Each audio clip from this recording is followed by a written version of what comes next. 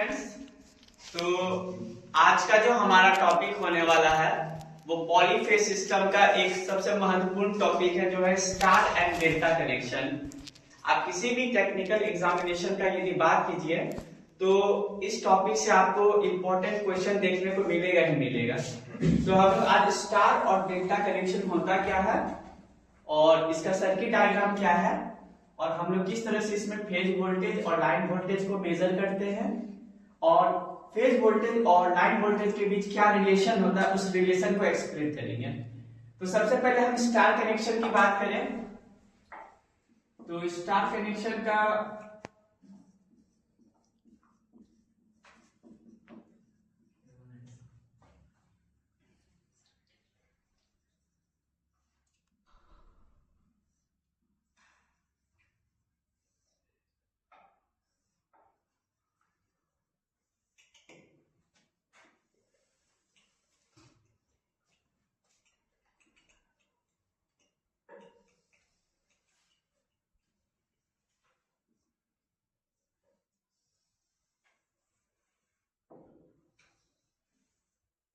ये हमारा तीन फेज है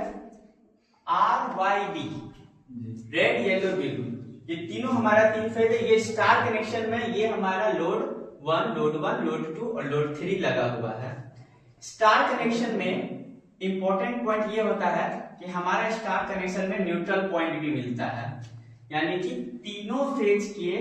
दूसरे टर्मिनल को जहां पर मिलाते हैं वो पॉइंट हमारा न्यूट्रल पॉइंट बनता है और यहां से हम यदि वायर को आगे लेके जाएं तो ये हमारा न्यूट्रल कनेक्शन होता है। स्टार कनेक्शन में यदि आप बैलेंस लोड रखते हैं यानी फेज 1 में जितना लोड है, फेज 2 में जितना लोड है और फेज 3 में जितना लोड है, तो न्यूट्रल में जो करंट का वैल्यू हो जाता है वो 0 हो जाता है। तो हमेशा ये पूछता है कि स्टार कनेक्शन में बैलेंस लोड पर न्यूट्रल का वैल्यू कितना होता है, तो न्यूट्रल का वैल्यू हमेशा 0 होता है। यानी कि आपका लाइन दिया हुआ है और बैलेंस लोड का आप यदि न्यूट्रल को छू भी देते हैं ना तो आपको किसी तरह का करंट नहीं लगेगा क्योंकि वहां न्यूट्रल का वैल्यू 0 रहता है।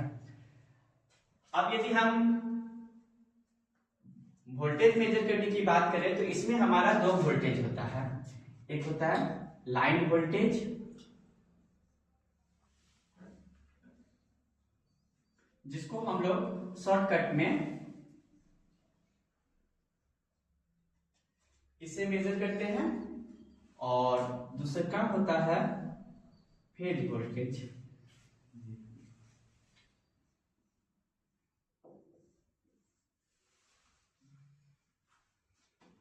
तो लाइन वोल्टेज को मेजर करने के लिए वोल्ट मीटर को हम हमेशा किन्हीं दो फेज के बीच में लगाते हैं। तो हमारे पास आर फेज है, वाई फेज है और बी फेज है। तो किन्हीं दो फेज के बीच में यदि हम वोल्ट मीटर को लगाते हैं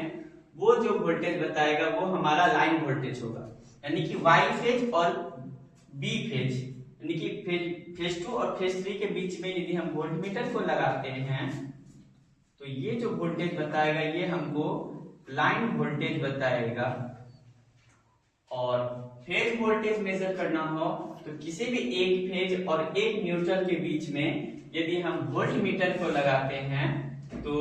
हमारा जो वोल्टेज बताएगा वो हो जाएगा फेज वोल्टेज। ओके, और स्टार कनेक्शन में यदि दोनों वोल्टेज का रिलेशन की बात करें तो √3 का रिलेशन होता है, यानी कि आप सर्किट डायग्राम में देख सकते हैं कि लाइन वोल्टेज भी मेजर हो गया है और फेज वोल्टेज भी मेजर हो गया है। तो स्टार कनेक्शन में दोनों वोल्टेज का रिलेशन होता है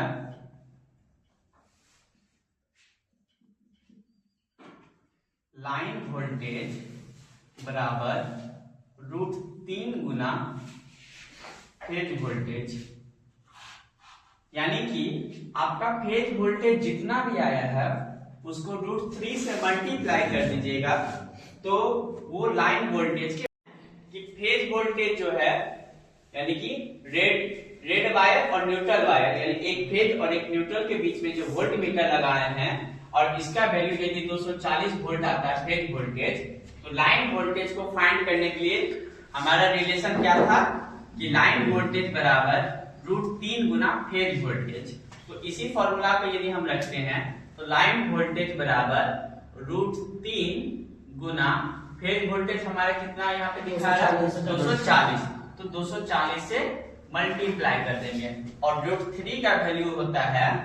√3 का आपका वैल्यू होता है 1.732। तो जब आप लाइन वोल्टेज को फाइंड करने के लिए 1.732 मल्टीप्लाई टू 40 करेंगे, जब आप इसको सॉल्व करेंगे तो अप्रोक्सीमेट आपका जो लाइन वोल्टेज आता है वो 415 वोल्ट आता है, जिसको हम लोग 3 फेज का जो लाइन बोलते हैं कि 3 फेज का लाइन 440 वोल्ट 440 वोल्ट है, वो 440 वोल्ट नहीं होंगे,